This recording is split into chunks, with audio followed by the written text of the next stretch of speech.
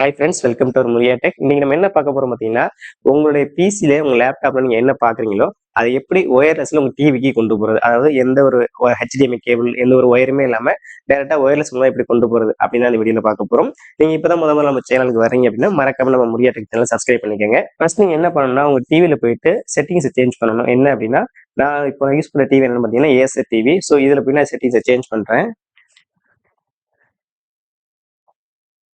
இதுல பாத்தீங்க அப்படின்னா உங்களுக்கு ஃபாஸ்ட் காஸ்ட்னு ஒன்று இருக்கும்.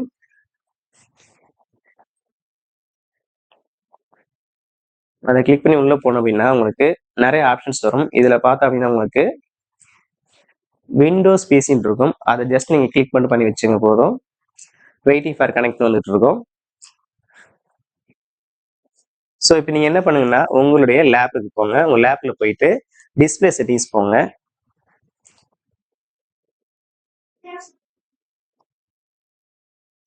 இதுல பாத்தீங்கன்னா உங்களுக்கு ஸ்கோர் பிரிண்ட் இருந்தீங்கன்னா கீழே பாத்தீங்கன்னா உங்களுக்கு மல்டிபிள் டிஸ்பிளேன்னு இருக்கும். அதை கிளிக் பண்ணீங்க அப்படின்னா கடைசியாக பாத்தீங்கன்னா கனெக்ட் டு ஒயர்லெஸ் டிஸ்பிளேன்னு இருக்கும். அதை கிளிக் பண்ணுங்க. இதுல பாத்தீங்கன்னா ஃபாஸ்ட் காஸ்ட்னு வரும். ஸோ அதை கிளிக் பண்ணீங்க அப்படின்னா டபுள் கிளிக் பண்ணீங்கன்னா உங்களுக்கு கனெக்ட் ஆயிடும்.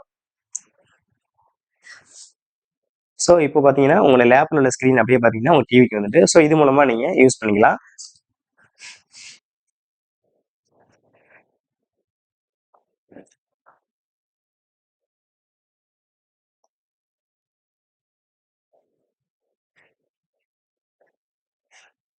ஸோ இப்போ நம்ம இது மாதிரி கனெக்ட் பண்ணி பார்க்கறதுனால என்ன அப்படின்னா நம்ம வந்து என்னதான் ஹை குவாலிட்டி நம்ம வந்துட்டு லேப்ல வச்சு நீங்க 4K வச்சு கூட நீங்க ப்ளே பண்ணோட ஒயர்லெஸ்ல அதுக்கான ஃபுல் ரெசல்யூஷன் உங்க டிவியில கிடைக்காது.